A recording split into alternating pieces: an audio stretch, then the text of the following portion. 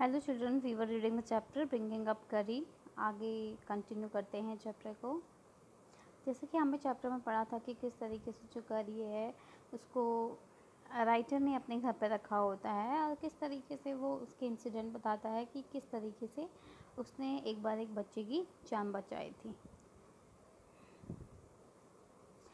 For instances one day somebody gave him some banana to eat. तो वो बताता है राइटर किस तरीके से जो एलिफेंट है वो बहुत नॉटी था और किस तरीके से वो मिसचीव करता था, शैतानियाँ करता था। For instance one day somebody gave him some banana to eat. और बताता है कि एक दिन, एग्जाम्पल के लिए बताता है कि किसी ने उसे क्या दिए, कुछ बनाना दिए। Very soon he developed a great love for राई बनाना।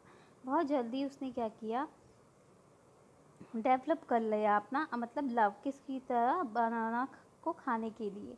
We used to keep large plants of fruit on a table near plates of a fruit on a table near a window in the dining room. तो बताते हैं कि हम क्या करते थे, एक प्लेट रखा करते थे डाइनिंग रूम में और जिसमें हम क्या करते थे, उसमें बहुत सारे फ्रूट रखा करते थे। One day all the bananas on the table disappeared and my family blamed the servant for eating all the fruit in the house। और उस दिन क्या हुआ कि मेरी फैमिली में वो जो सारे बनाना थे वो अचानक से उस टेबल से, प्लेट से गायब हो गए। तो मेरी फैमिली ने क्या किया, ब्लेम किया किसको, सर्वेंट्स को, कि जो सर्वेंट्स हैं उन्होंने क्या किए हैं, सारे फ्रूट खा दिए हैं। A few days later the fruit disappeared again. और कुछ दिन बाद फिर ऐसा ही इंसिडेंट हुआ, जो फ्रूट थे वो फिर से गायब हो गए। This time the blame was put on me and I knew I had not done it. और उस दिन क्या था, वो ब्लेम सारा का सारा मेरे पर आ गया और उन्हें बोला कि ये जो बनाना है वो मैंने खाए हैं। It made me very angry with my parents and the servant. और उस दिन मुझे बड़ा दुख हुआ अपने पेरेंट्स को लेके और सर्वेंट्स को लेके कि सब लोगों ने मुझ पर इल्ज़ाम लगा दिया। For I was sure they had taken all the fruit. मुझे पता था किसी न किसी ने वो सारे के सारे फ्रूट ले लिए हैं। The next time the fruit disappeared I found a banana all smelled up a curries Pavilion. तो क्या था, अगले दिन फिर जो बनाना थे वो गायब हो गए, लेकिन मैंने एक बनाना का एक टुकड़ा मतलब जो कुचला हुआ था, स्मैश्ड मीन्स होता है कुचला हुआ, कहाँ पे पाया, करी के पेविलियन में पाया। This surprise me very much. और वो मुझे बहुत सरप्राइज़ करा था, मतलब उसे देख के मुझे बहुत आश्चर्य हो रहा था। For I had never seen fruit there and as you know he had always lived on twigs. और मैंने उसके पेविलियन में कभी भी फ्रूट नहीं देखे थे, जैसा कि हमें पता है कि वो ट्विंग्स ही खाता था, इसलिए राइटर को बड़ा आश्चर्य हुआ उसे देख के। Next day while I was sitting in the dining room wondering whether I should take some fruit from the table। एक दिन मैं क्या कर रहा था, कहाँ पर बैठा हुआ था, I was sitting in the dining room. Dining room में भी मतलब बैठा हुआ था और सोच रहा था कि मुझे कुछ फ्रूट ले लेनी चाहिए टेबल से, लेकिन without my parents permission a long black things very much like a snake suddenly came through the window and disappear with all the bananas. अचानक से मैंने देखा कि जैसा आपको इस पिक्चर में दिख रहा है कि एक लंबी सी स्नेक की तरह क्या आई, एक ट्रंक टाइप की आई और उसने क्या किया, सारे के सारे फ्रूट लेके वो चलेगी। I was very much frighten because I had never seen snake eat bananas and I thought it must be a terrible snake that would sneak in and take fruit. और मैंने सोचा कि जो स्नेक है वो तो बनाना खाता ही नहीं है, हो सकता है कि ये बहुत ख़तरनाक बनाना होगा। इस बात से मैं बहुत डर गया था। फ्राइटेन मीन्स होता है डरना। इस बात से मैं बहुत डर गया था। I had never seen snakes eat banana. मैंने कभी स्नेक्स को बनाना खाते हुए नहीं देखा था। And I thought it must be terrible snake. और मैंने सोचा कि ये बहुत टेरेबल स्नेक होगा। That would sneak in and take fruit. जो क्या करेगा, घर के अंदर आएगा और फ्रूट लेके चला जाएगा। I crept out the room and with great fear in my heart run out the house. मैं रेंगते हुए रूम से बाहर चला गया और पूरी स्ट्रेंथ के साथ घर से भागा। Feeling sure that the snake would come back into the house. और मैं ये सोच रहा था जो स्नेक है वो ज़रूर घर में आएगा, eat all the fruit and kill of all of us. और वो क्या करेगा, सारे के सारे फ्रूट तो खाएगा ही खाएगा और साथ ही साथ हमें भी मार देगा। एज आई वेंट आउट, जैसा कि मैं बाहर गया, I saw curry back disappearing in the direction of the pavilion.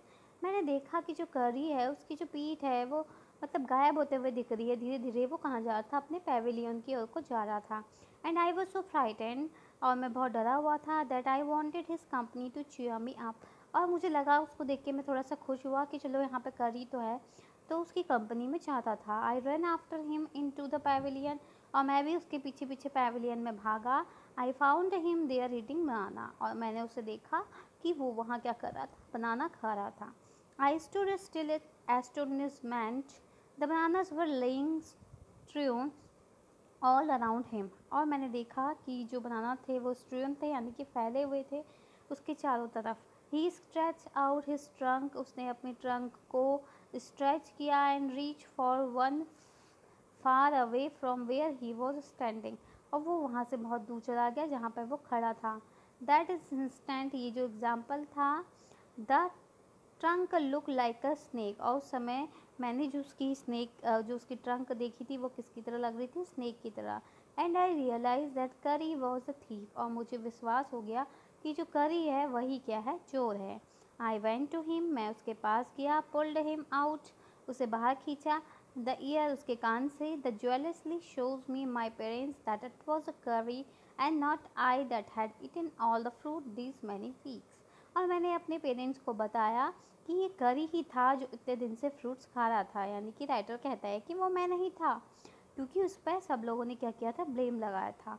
Then I scolded him, उसके बाद मैंने उसे डांटा। For elephants understand words as well as children, and I said to him next time I see you stealing fruit you will be whipped.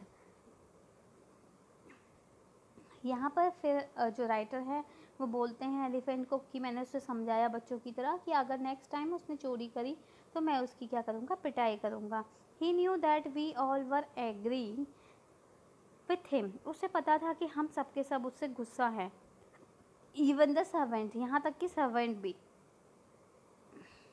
His pride was so injured, और जो उसका मतलब pride था, उसका जो घमंड था वो एक तरीके से जख्मी हो गया, यानी कि उसे बहुत बुरा लगा। He never stole another thing that the dining room, उसे बात समझ में आ गई थी कि उसने गलती करी है, और नेक्स्ट टाइम से उसने डाइनिंग रूम से कुछ भी चोरी नहीं किया।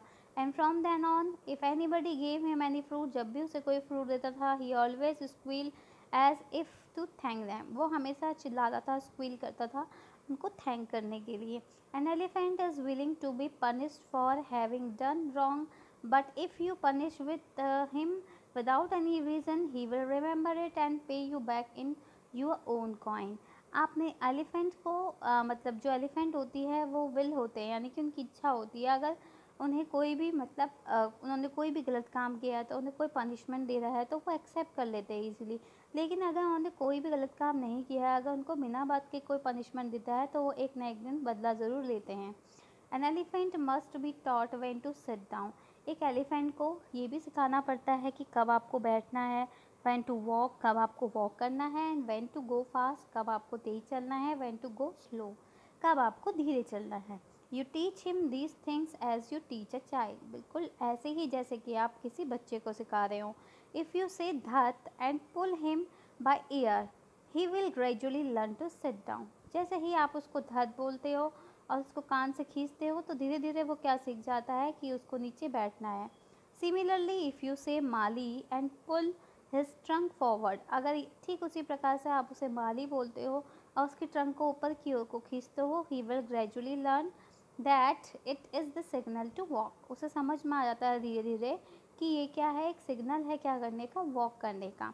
करी लर्न माली आफ्टर 3 लेसन, तो करी ने माली कब सीखा? 3 लेसन सीखने के बाद।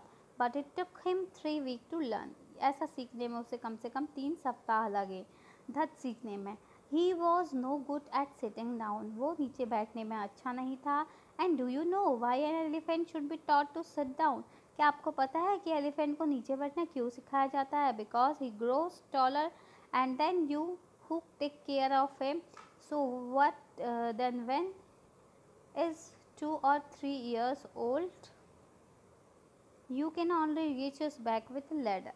वो इसलिए होता है क्योंकि बिना सीढ़ी के आप तो मतलब जो एलिफेंट है उनके ऊपर चढ़ ही नहीं पाओगे। It is therefore better to teach him to sit down by saying धात, इसलिए ये बेटर होगा कि आप धात बोलकर उसको बैठना सिखाओ। So that you can climb upon his back, जिससे कि आप उसकी पीठ पे चढ़ सको। For who would want to carry a ladder around all the time, क्योंकि हर बार उसके पास सीढ़ी लेकर कौन चढ़ेगा। The most difficult thing to teach an elephant in the master call, और सबसे डिफ़िकल्ट चीज़ ये होती है कि किसी भी एलिफेंट को क्या सिखाना, मास्टर कॉल। तो मास्टर कॉल क्या होती है, he generally takes 5 year to learn it properly. Master call को सीखने में करी को कम से कम 5 साल लगे। The master call is a strange hissing हॉलिंग sound as if a snake and a tiger were frightening each other, and you have to make the kind of a noise in his ear। तो एक hissing sound होती है जो किसकी होती है, elephant की होती है और स्नेक की होती है, इनकी सब मिक्सअप साउंड होती है जो उसके कान में कही जाती है। And do you know what you expect an elephant to do, what do you give him the master call. तो आपको पता है कि मास्टर कॉल से जो एलिफेंट है वो क्या करते हैं। If you are lost in the jungle and there is no way out, अगर आप कभी जंगल में खो जाओ और आपको कोई रास्ता ही ना मिले बाहर जाने का, and everything is black except the star above, और सारी चीज़ें आपको काली दिखे किसके अलावा, स्टार के अलावा। You dare not to stay very long anywhere, और आपकी हिम्मत ना हो वहाँ पर रुकने की। The only thing to do then is to give the master call, and at once the elephant pull down the tree in front of him with his trunk. और क्या है, आपको उस समय क्या करना होता है, कमांड देनी होती है एलिफेंट को, जिसको हम बोलते हैं मास्टर कॉल। और उसी समय वो तुरंत आकर क्या करने लगता है, ट्रंक तोड़ के नीचे फेंक देगा।